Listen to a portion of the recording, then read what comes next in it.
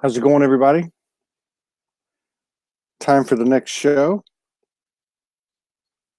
We had a little bit of a tech difficulty. We're going to see if our guests can get it worked out.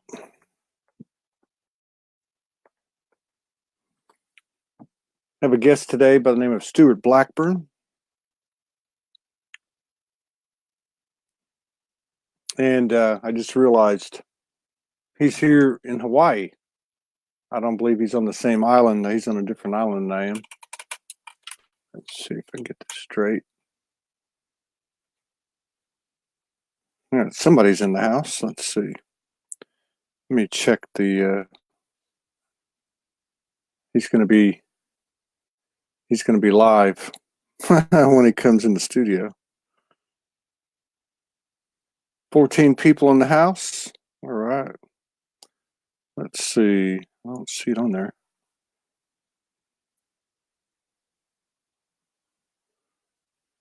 Here we go. 18 people in the house. All right. Karen Starr's in the house. Let's see. Karen Starr's going to be coming on soon. Maybe have a surprise guest with her. Be good to see Karen again. Mary Beth here on the island. Sue Patty, Paula Whitmarsh Atherton, good to see you. Long time no see. Laws Mitchell, Mandy Genre, Eva Og, Michelle Posilla from Brisbane. Got some Aussies in the house. Good deal. Jerry Hurley from West Virginia. By God, West Virginia. Got some good friends from West Virginia. Got a Hildy Collerud from Norway. Yeah. Deborah Lee Morrell. Hopefully our guests will be able to work that out. There's Neil Devaney. Layla Dujovic. Michelle Stevens. Sarah Rose Solaris from Canada. I've seen a lot of your name popping up lately. Ella Ray from Charleston, South Carolina. Very beautiful place. Diane Richards says you are a busy bee. Well, we're trying to make something happen, and the more we broadcast, the more we have to keep going. That's just really what it boils down to. So we can broadcast from our own site. We're still working on that, running into a lot of different things. Hello, Catherine Clare. Good to see you. Cricket Holden. Laws Mitchell says, am I the only Kiwi here? Geraldine is in the house from Ireland. Thank you, Geraldine, for your continued love and support, and so many others. Michelle Stevens from Nottingham, UK. Sarah Rose says there is no sound, but I think that's on your end. Lisa Lura, thank you for always coming around. Brent Ritchie, long time no see. Lamore Collins, London's in the house. Yvonnya is in the house from Tasmania. She's going to sit down with us in about 3 hours. That ought to be very, very interesting and powerful. Catherine is on a bus driving from Canberra to Melbourne, Australia, listening. Right. Sabrina Mix here. She was on yesterday or the day before, and that was a very good show. She's from Ohio, and the CSC is here. Thank you for your continued love and support. The CSC and so many others. Catarina Del Amor is in the house. All right, we got 33. Had to start earlier. They're going to cut us off. Let's see if our friend can come in. Let me give you a little backdrop to Stewart Blackburn. He was introduced to me by a mutual friend. He has a website, stewartblackburn.com. And he is a writer, a teacher, and a spiritual counselor. He says, rather than looking for enjoyment, choose to enjoy. Rather than seeking pleasure, create it. Rather than pursuing happiness, claim it. If you would like to learn more about the nature of pleasure, to understand the awesome power of pleasure and how to have much, much more pleasure, joy, and happiness in your life, you can work with Stewart in a number of ways. Since Stewart lives on the big island of Hawaii, working with him in person will probably involve taking a trip to the tropical paradise of Hawaii. All right. He says, I do pastoral counseling from a shamanic perspective. I help people who are in need of resistance on a number of levels, shifting through objective reality, subjective, symbolic, and mystic realities as needed. The thrust of my work is to empower people to be fully who they are, the more familiar warrior style. To empower people to be fully who they are and enjoy life that they create. The healing comes from loving kindness to all rather than the more familiar warrior style of shamanism. As the Hawaiians say, Oa ola loka ika aloha, love heals from within. And then one quote from one of his clients says, Stewart Blackburn is one of the few teachers and guides who can take you as far and as fast as you're ready to go and take you back home safely. He's a rare bird in the aviary, a true grounded mystic. All right. So Stewart is coming on. And let me go back to, let's go back to the audience and see what's going on. Sometimes our shows get started a little bit late. Different things happen. California's in the house. Yes. People sending love to Morgan Lee. Thank you very much for that. I see Jill Nicholas is in the house. Matilda Pryor Thomas. Elaine Leonard, my friend from Houston. All right. Paula says this should be interesting. I do the same spirit work and psychic readings. Paula, you need to come on to the show. I believe it's time. 42 people in the house. Let me, hey, Candy Lewis. All right. Okay. So while we're waiting for Stewart, let me give a little update. As you all know, we're working in a non-linear fashion to get a website up, which is basically a place that we can stream our lives live, and beginning with one channel, have the type of programming that we've been having for the last couple of years here on this page and in the Soulogy group and SoulogyOneStudios page on Facebook and on YouTube. And we're moving a little bit closer every day.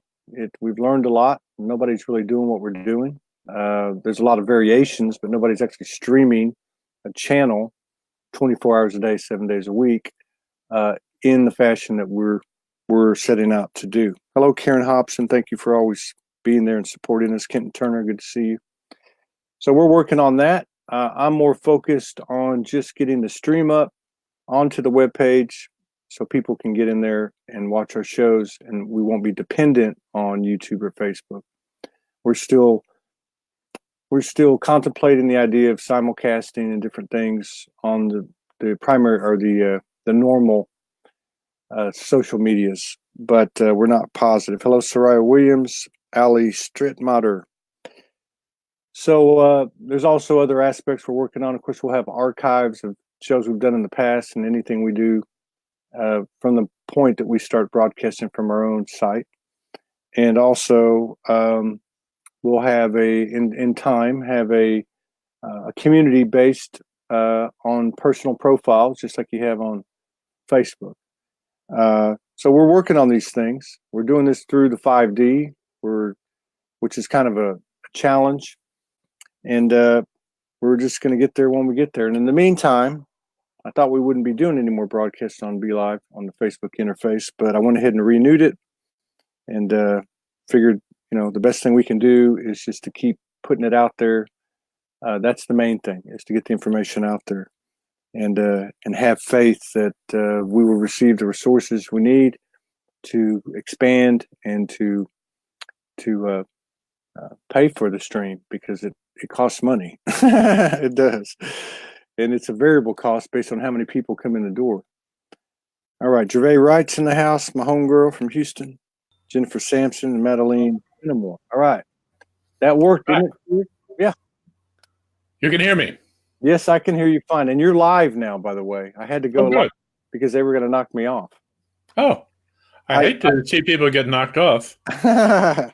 Well, I went ahead and I went to your website and I spent some time letting everybody know on the live and when they catch the replay, who you are, a little bit about who you are and what you do. We haven't actually met, so everybody should know that, which is typical Soulogy style. We do everything spontaneously, intuitively, creatively. And so here we are. So without further ado, let's roll the show out. For those of you who don't know me, my name's Todd Medina. This is SoulSpeaks 5D. This is the Soulogy.1 network. And we have a special guest today that was introduced to me by a mutual friend who's actually on the big island here in Hawaii. I'm on a different island. And his name is Stewart. And he is a writer and a practitioner. And he's got some StewartBlackburn.com. I went to the site. We read through it here at the top of the show. But I think probably let me just say this. First of all, thank you for coming on and honoring us with your presence and sharing space with us today. Welcome to the show. I'm delighted to be here, Todd. Thank you. And I think, since we just met, we're going to get to know each other in front of everybody. There's no holds barred, right? So, I mean, I can tell at first glance that you have a pretty strong pedigree. You've been doing this for a while. You said You have a pastoral practice with a shamanistic approach, but you're not the typical shamanistic approach, and you're not the typical pastoral approach, which is very cool. Let me ask you this. When did you wake up to the fact that something else was going on in this world, or were you just born that way? I can't tell if I was born this way, but I remember starting and being really fascinated by the mystical arts and the occult arts in my late teens and early 20s. But I let it go for a number of years, and then I got back into it in the neighborhood of 35 years ago. So I've been back studying very hard and working with various teachers for the last 35 years. Wow. And so you become one in your own right, it sounds like. Yeah. I mean, that's the nature of the way it works. We pass along what we have learned. Yeah. And so you've been doing this for quite some time. What's it been like to observe this mass awakening occurring that some call ascension? What's it been like, through the eyes or the experiences of your clientele, and just in watching the world collectively expand their consciousness? What's that perspective that you have from the seat you've been in? Well, from my perspective, it's really terrific. On the other hand, it's very much a relative kind of thing. That is to say, it's hard to tell how much faster things are going if I'm going very fast myself. Yeah. So I know there are a lot of people who are not particularly interested in these things. Yeah. And yet there are lots of people who are. What I find is the number of people that I encounter who are so much more advanced than I was at their age. Yeah. So in that sense, it's very exciting. And it's very gratifying to see all of these changes in the midst of what appears to be stagnation elsewhere. Yeah. Now, do you, from your perspective, and having worked with so many people over the years, and then observing the collective, and in regard to also what you were saying about it being relative, are you seeing evidence that information is moving much quicker and people are picking up things quicker? I wouldn't call it information, Todd. What I see is a kind of emotional and spiritual maturity. Yeah. That is a function of people knowing themselves better and being more comfortable with who they are. Yeah. So that's not a function of information per se. It's really the change that I find is people's willingness to access the deeper parts of themselves. Now, when you talk about the deeper parts of themselves, are you talking about what some people refer to as the shadow, parts of themselves that they don't really want to look at, and are they wanting to look at them now or more open to it now? I guess that's part of it, Todd. I personally don't like the use of the metaphor of shadow, although it's got its utility. it gives a sense that there is something that we have to be working with, something that has some reality to it. Whereas it really is just a matter of being afraid of being who we are. Yeah. So what I see is a willingness to look at the things that they have been afraid of, and also to hold a larger vision of who they can be and where they can go. And to me, that's the most exciting part of it, is that we now have our horizons expanded tremendously and are aware of the many, many things we can do and the power that we can access. Yeah. Yeah, that's fabulous. Now, you talk about pleasure on your website. It seems to be a big part of what you do. But before we get into that, I'd like to ask you to, if you would, just so we can understand further, what you mean specifically about what you say on your website in terms of the pastoral practice and in terms of the shamanic studying that you've done and applied, and why it's different than what would normal shamanism would be. Well, I use pastoral as in what a minister does. So my counseling is, I am not a licensed counselor per se, but I am a licensed ordained minister in Huno International. So my legality, if you will, comes from that ordination. And as such, that gives me the right to do pastoral counseling. Basically, what I do is work with people, helping them recognize the many things that they do to themselves that make their lives much harder. My job, as I see it, is to help people become comfortable with who they are and to stop doing the many things that they do to hurt themselves. Now, do you find that people are just unaware of the patterns that they have in their lives? Some people say that that's due to the conditioning, the labels, the roles that we play, and that type of thing. Or do you find typically that they just don't know what's happening? Absolutely. But it also, I don't want to put any blame anywhere. This is a matter, but it is a matter of not understanding how things work. For instance, most people will criticize themselves for one thing or another, whether it be their weight or their appearance or age or whatever. And that kind of criticism is totally dysfunctional. It does not work. So I teach people to not criticize themselves at all so that they can be comfortable with who they are and go forth and claim their power. Now, when somebody starts to find their power, what happens to them? Does this get us into the realm or the part of our life that we've chased, which is we might call instant manifestation, creative manifestation? Well, the first symptom of getting comfortable with oneself is that they smile a lot more. But in order to get to that kind of power for instant manifestation, they need to access that part of themselves from which everything originates, all creation originates, which is the higher self.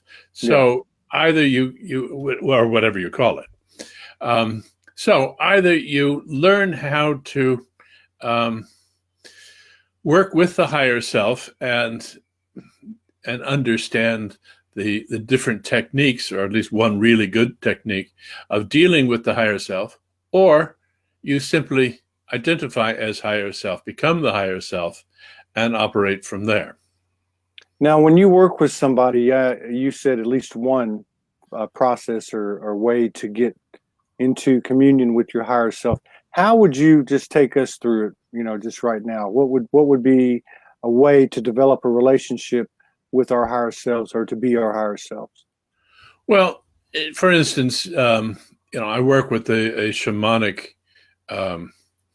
background, and so the shamanic journey does that. But And so you go to a shamanic journey, you get into some inner space, the upper world, the lower world, the middle world, and you deal with the beings that you see there, and you organize with them ways to get what it is that you're looking for. But to get to the higher self is very, very easy. You think about beauty. You basically, once you are in that space of contemplating beauty, you get there. You can get there, obviously, with drugs, with fasting, with dancing, tons of ways to get there. You can get there with chocolate. I often take people there with a piece of chocolate. So it really doesn't matter what you use. Yeah. It's really understanding where you're trying to go. And once you have spotted where you want to go, then it's easy to get there.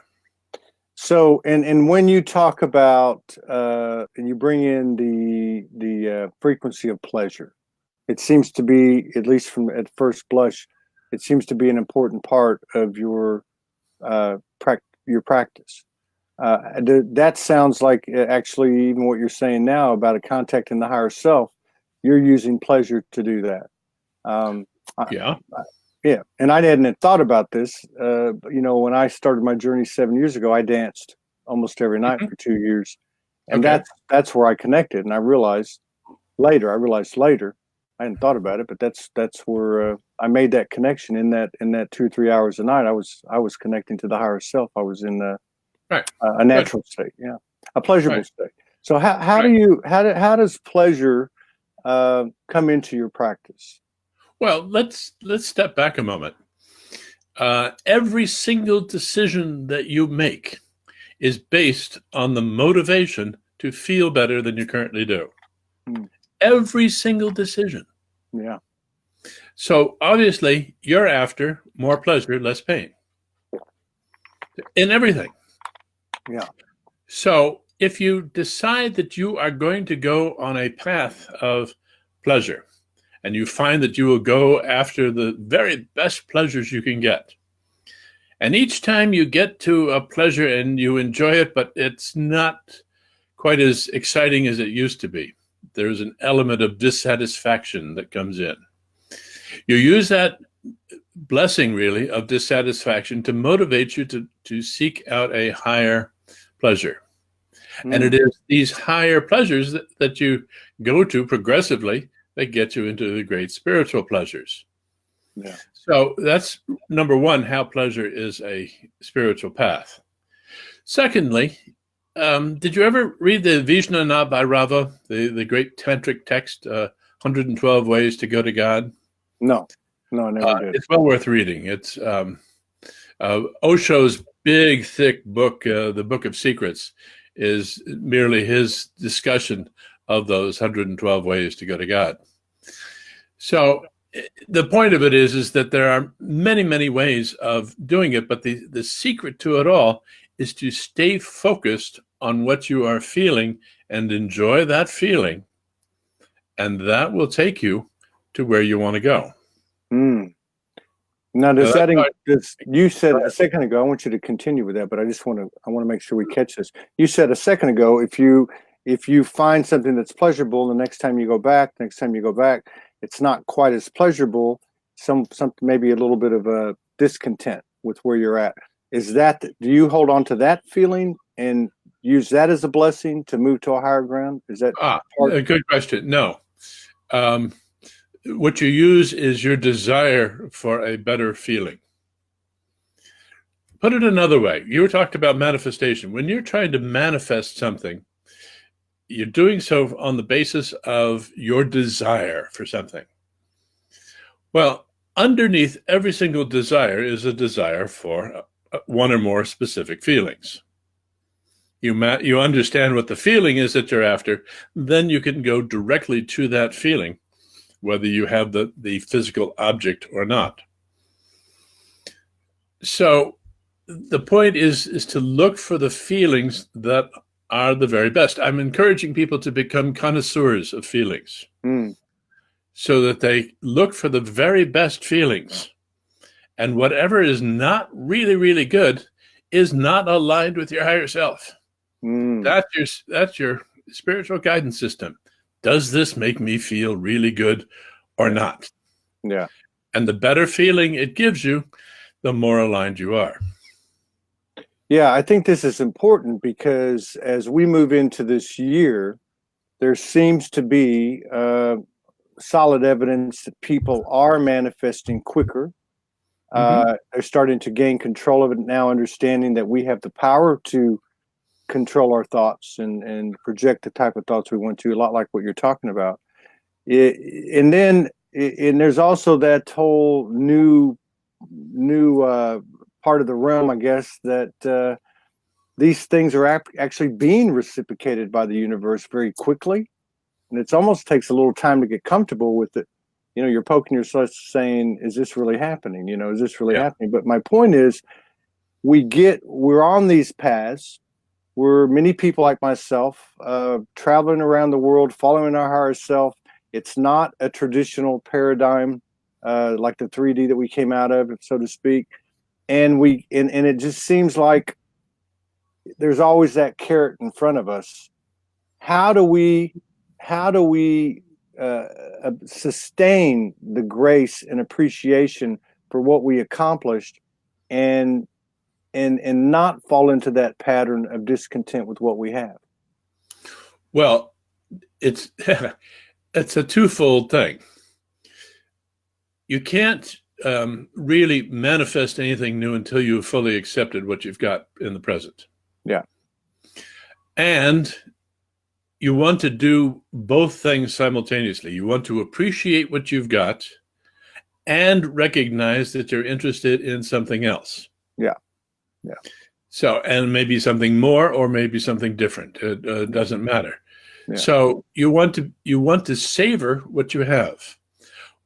In the first book I wrote, which was The Skills of Pleasure, savoring was skill number 5. And that's perhaps the most important, because until you understand or get the ability to spend time with your pleasure, to really take the time to thoroughly enjoy it, to have the mindfulness of pleasure, if you will, then you are jumping from one thing to another to get that pleasure that you're looking for.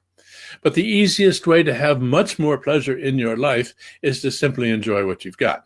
And by enjoy, I don't mean just sort of go and smell the roses. I mean spend time with the rose and actually sit there and allow the sensation of the fragrance of that rose to seep into your whole being. That's savoring. And so until people learn how to savor, they're just going to be flitting around like a bird looking for the perfect flower. So the real point is, if you want to get into the depths of the spiritual path, then you need to be willing to take the time to enjoy it. Yeah. If you're not enjoying it, why bother? It's really. Yeah. And I think, and I can speak from my own experience, especially the last couple of years moving around a lot. You know, you'd get to one place and I'd make something happen, and then I was already thinking about something else, and I wasn't appreciating what I'd accomplished or where I was. And just very recently, my partner and I, we reunited here in Kauai early December, and we've moved around a little bit. And she said to me, you know, you really can't move into that next state. It's a lot like what you're saying, that next level, if you're not balanced and congruent with the place that you're at now, regardless of what that may be. That's right. Because as we know, there's blessings in everything, you know. But yeah, I think that's a very good point. I just wanted to reiterate that, because that's the same thing that I kind of just learned in the experiences I've had with her. Now, you talk about the shamanic influence that you've had as a student, and I just want to go back to this one more time.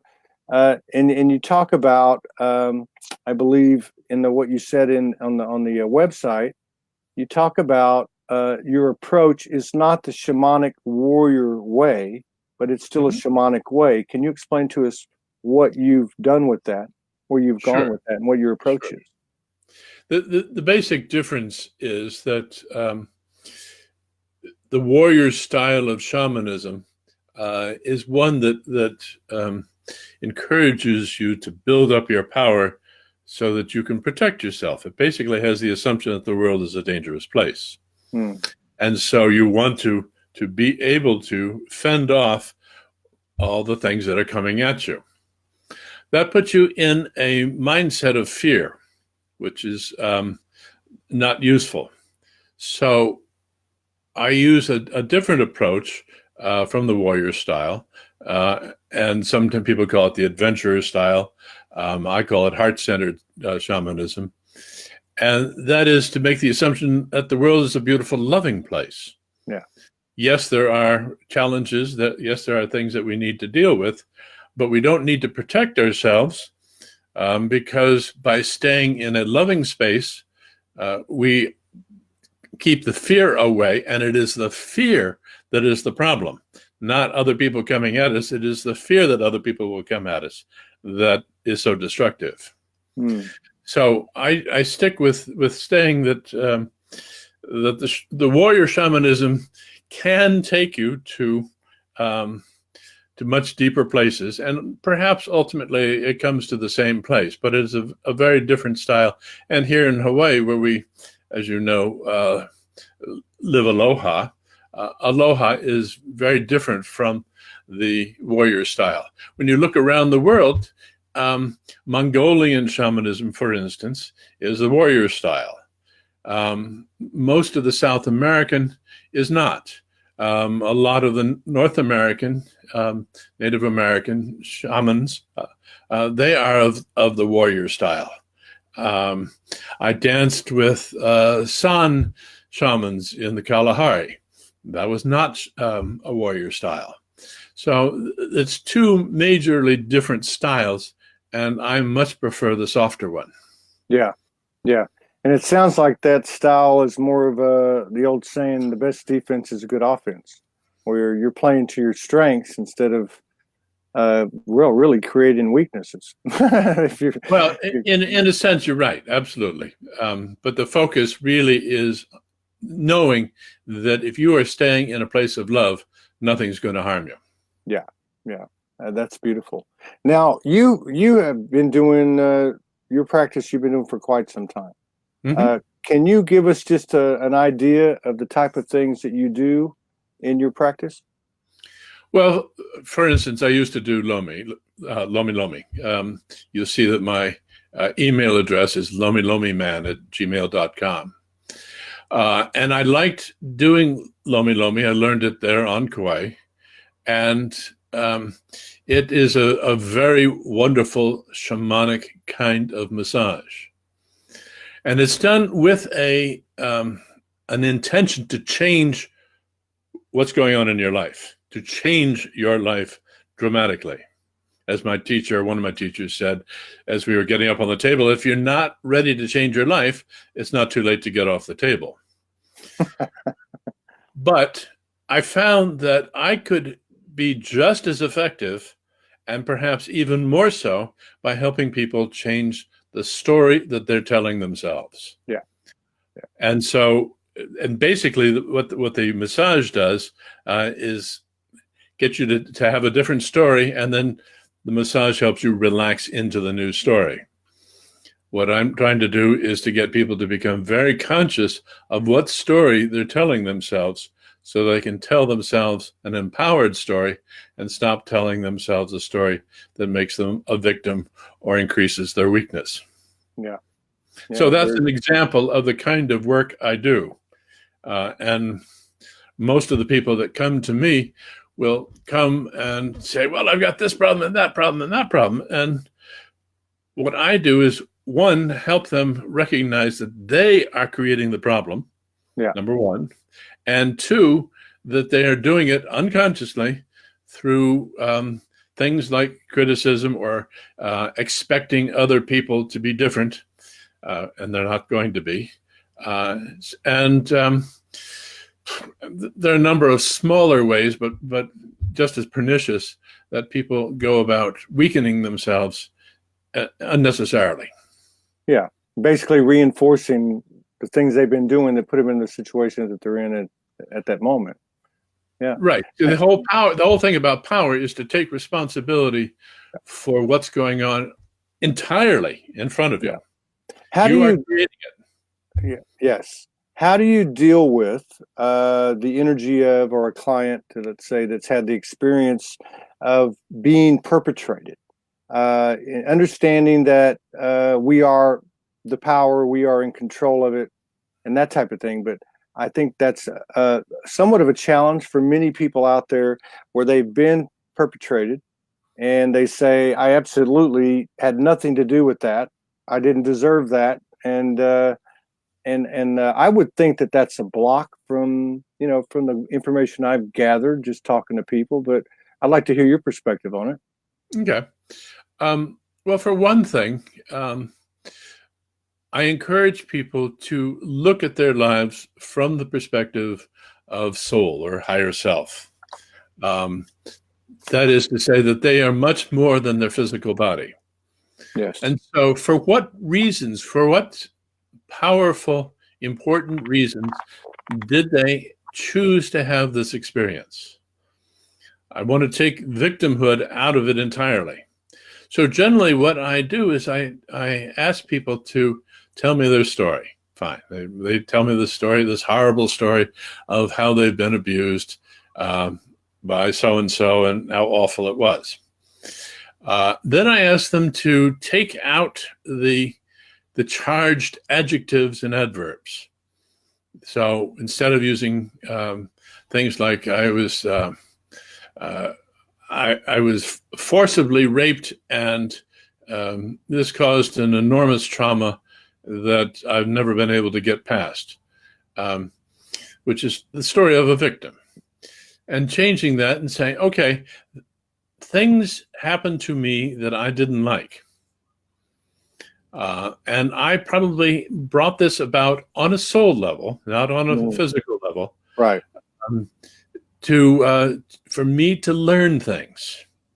So the next step then is to say, okay, what have I learned from this? What have I gained from this? Well, undoubtedly gained a fair bit of compassion and self-understanding.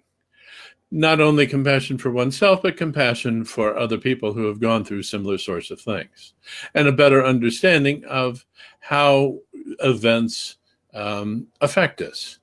So there's one lesson. Another lesson might well be to understand how to take charge of a situation that they couldn't have done then, but they know how to do now, so that they can be more powerful in everything that happens from here on.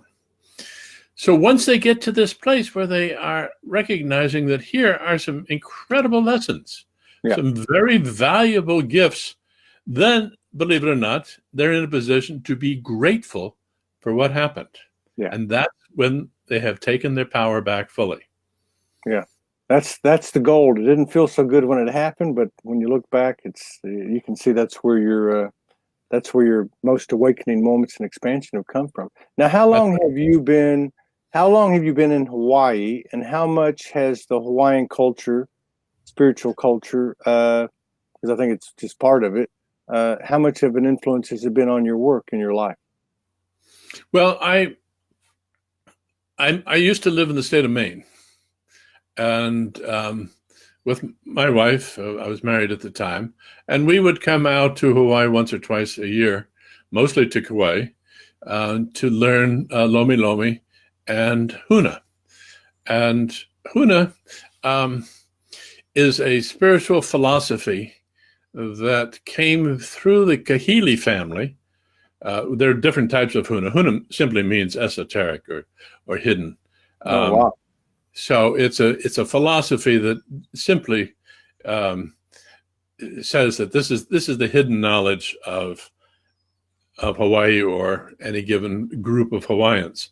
So in any case, my tradition that I became part of came through the Kahili family, who lived on the north shore of Kauai. Wow. Traditionally in the Wainea Valley. Oh, yeah. And so there's a lot of what I have both learned and teach that is related to that style of Hawaiian philosophy. But most of Hawaiian philosophy is not shamanic. And so what I do, rather than deal with accusations of cultural appropriation, I've taken a lot of things that I have learned, and my goodness, there's an awful lot to learn, and said, okay, I'm going to use this in the way that I'm also using some of the other great things like Tantra and Buddhism that have important things to say, as well as other places and sources of wisdom. So I think that we are in a time when we can't afford to rely on the old traditions, that things are necessarily new now that require a fresh look at what's going on both in the outer world and what's going on inside of us. Yeah, that's a good point. And to hear it coming from someone like you, I think is a lot of validation, because there seems to be, or at least the way I see it, is we all came into this thing with the Akashic, or with what was already written or whatever was already laid out. But now we have our life experience, and we can combine those two in this extraordinary time where we have these extraordinary energies and actually expand that and take that to more expansive level, because that's what this universe is. It's always expanding, and we are mirrors of that, or however you want to put it. Sure. Now, this Hanu, this sounds very, very interesting. You say it's not shamanic.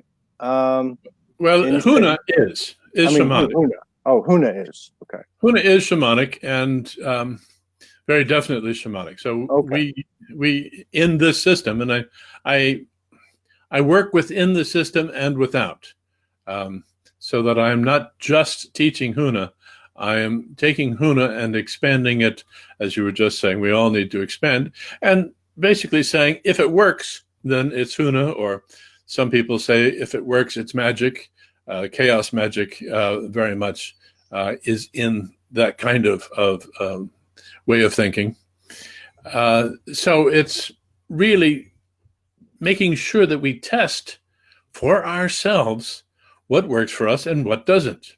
Right. That's one of the reasons that I place such emphasis on pleasure, so that people will develop their own guidance system, rather than trying to follow dogma and the words of some authority.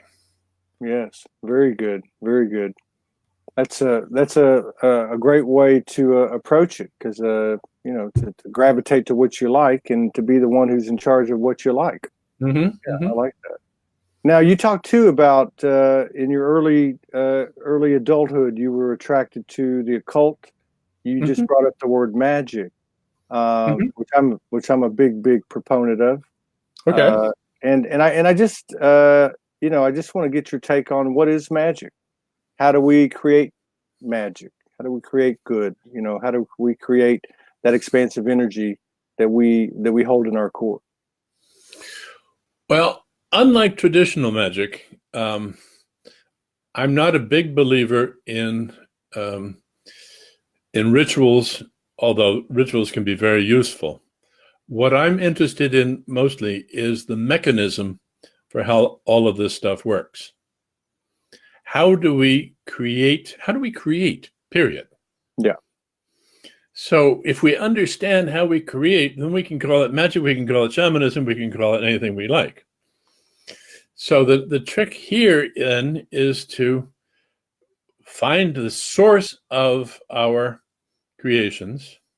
That is to say, to go in as deep as we can and see where it all starts, to see what it is that we do that makes changes, and then to take responsibility for making those changes in ways that work for us. And generally speaking, the ways that work for us do no harm and are of help to other people as well as ourselves. Yeah. So magic is like a way of life. It's like a lifestyle. Basically, it's a lifestyle, and we can call it anything we like. But yeah, magic is to understand our ability to manipulate energy. Yeah. And Yeah. once we get into that, then we become much more powerful beings. And what I believe is the destiny of mankind at this point is to really move into that place where we are all understanding how we are conscious creators. Yeah. I love what you say, because you're basically saying the magic isn't in the hocus pocus. It's in raising your frequency, your vibration, and sustaining that and expanding that as a lifestyle. Mm-hmm. You know, yeah. Right. And then you attract, both consciously and not. I think at least that's where I'm at. Sometimes we consciously work towards something. We're raising our frequency, raising our intentions, getting deeper into the core of our heart, and then something pops up out of nowhere that's actually better than what you were thinking about. That's absolutely true. And I want to add something to that, Todd. As we raise our vibration, besides things popping up that are even better than we'd ever thought, very often things that sort of shoot us down and blow us apart pop up. Yeah. And all of a sudden we have these crises that we don't expect and can't figure out why we're in a crisis now when our vibration was so high. Right. And so I think it's important to remember that as we raise our vibration, all the things within us that are not of that vibration will show themselves. Yeah. There's a cognitive dissonance here between the old beliefs that we've got and this new energy that we're now playing around with. And so we need to expect things to come up that will challenge us. Yeah. Because we are now getting ready and we're now prepared to deal with that. Yeah, I just talked about that on an earlier show. I had an experience with my partner a couple of days ago, and it was phenomenal. It was a dimensional experience, and I was the recipient of it. I received all this golden creative particles in my body. Uh-huh. I wake up the next morning and I got hit with a giant fear bomb on my head. Uh-huh. Okay, so that's exactly what I'm talking about here. Yeah, and it took me all day, but I was able to see the value of it and move a little bit higher. But go ahead. Good. Yeah. Oh, I thought you were going to expand on that. I'm sorry. I'm just saying that it is one of those things that keeps happening, and nobody, to my knowledge, ever talks about the fact that something, this hard stuff, this difficult stuff, will come up once, as we have cleared the way for it, if you will. Yeah. And we have developed our power and skill, so we're now finally ready to deal with it. Yeah. That's interesting because many times you feel like you're clearing stuff to make room for the golden particles, but you're right, it can work the other way. It's like I use an analogy of digging a hole. You go out in the afternoon and you dig yourself a fine hole for whatever purpose, and you go to bed that night very proud of the fact that you dug this really great hole. But it rains that night, and you come out the next day, and your hole is not as deep because the sides have fallen in, and it really is not very impressive at all now. And so you think that you've taken one step forward and one step back. But in fact, what you've done is your new hole, once you dig out the stuff that's fallen in, is a much more stable hole. Yeah. So you haven't gone backwards at all. There was just more to do to have that hole that you were after. Yeah. You with me? Yeah. Oh yeah, absolutely. Yeah. That's what I was getting at. It's like, it's like that hand of providence that what it has in store for you is something far greater than you could imagine for yourself. And it's going to happen however the universe deems appropriate. And I couldn't have even thought of it. So that hole comes back the next day, and it's actually a better hole for what you've got coming. And I think too, from your perspective, do you see hard evidence? Do you see more evidence of universal reciprocation for people, or maybe that's just the consequence of people being more open and expanding themselves in this great awakening? I don't understand your question, Todd. Well, what I Sorry. mean is, do you see in your clientele, and even in what you observe in the collective, are you seeing evidence that there is universal reciprocation in a positive way, meeting us for the work that we're doing, the inner work that we're doing, and the expansions that we're going through? Um, I, well, it's a very definite yes and no.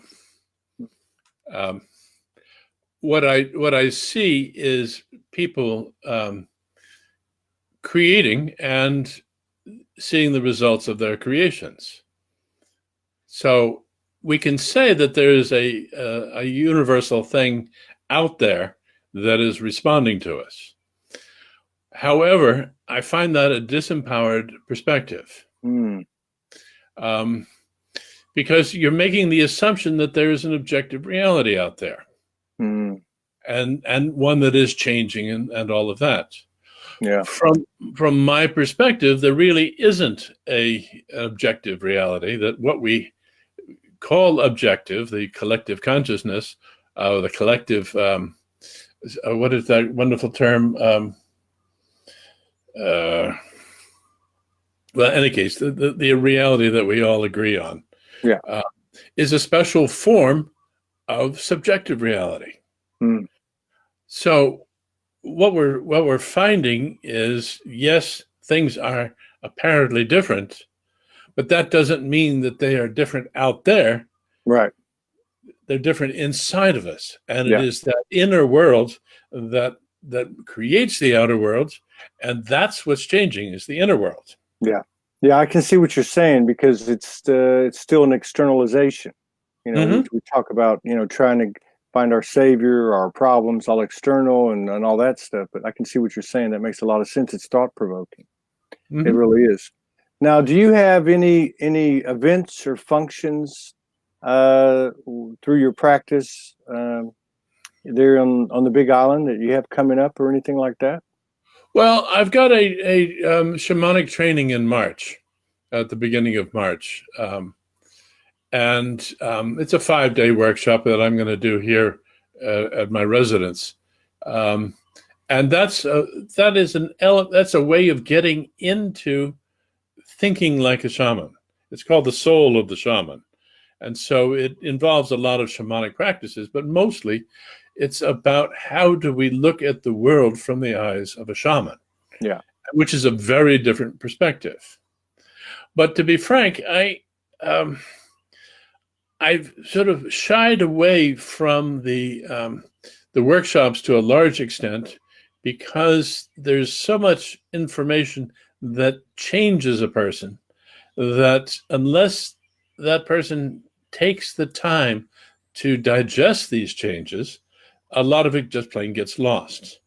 So I much prefer to do one-on-one sessions or small groups on a regular basis, where there's time to think about and to feel, more importantly, what has been discussed and what the experiences are that we go through.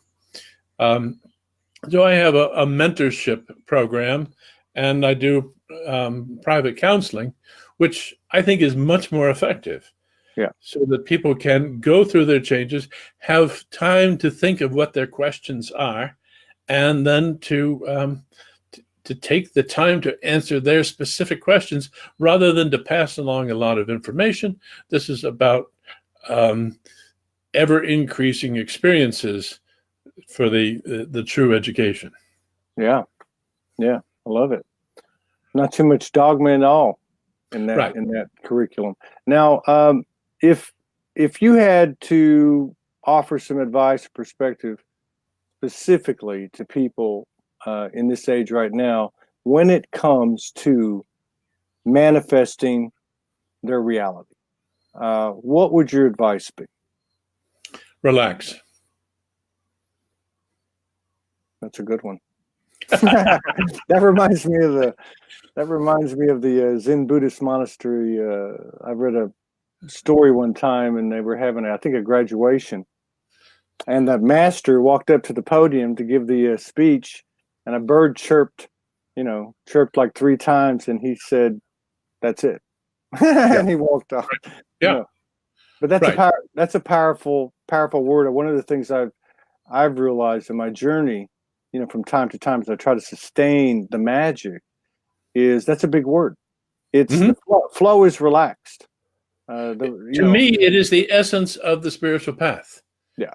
Every single aspect of the spiritual path, and whatever sort, is about relaxing into who you are and relaxing into the intensity of life. Yeah. That relaxing into the intensity is critical. And a lot of people will shy away from intensity, equating it with pain. Yeah.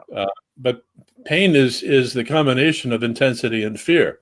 You let go of the fear, you've got intensity, but you can relax into intensity. And by doing that, you open yourself up to feeling things like love, joy, happiness, harmony, ecstasy, enlightenment. Laughter. Absolutely. So it is the ability to relax, and particularly relax into intensity, that makes all the difference. Wow, that's great. I'd love to do a further collaboration with you. I mean, we're basically neighbors, at least as long as I'm here. But where are you? Right now, I'm on the south shore, Okay. over near Popoy. I think that's what they call it. Poipu. I'm really bad with the names, but I spent a few weeks up on the North Shore near Anini Beach. Oh yeah, nice place. And we spent a little bit of time in Kapa'a, which I enjoy that too. The weather's very nice on the south side, though. I will say that. Right. It's very nice. Kind of the North Shore is very well. It's pretty wet. So particularly this time of year. Yeah, pretty wet. So we now Hawaii, the Big Island, Honolulu's on Oahu, right? Isn't that right?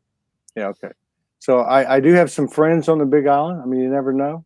I think we're gonna run up to Honolulu and do some business, some governmental stuff soon. I don't know if we'll get up to the Big Island, but would love to do some further collaborations, be it in person or online. Fine. And I would just ask that you put your links in the comments, because I've seen several comments here directed to you. And this is what this is all about. It's a platform for people like you. So please put your links up. And let me just say, on behalf of everybody, thank you for your service to humanity. And thank you for honoring us with your presence today and sharing space with us. And I look forward to doing it again.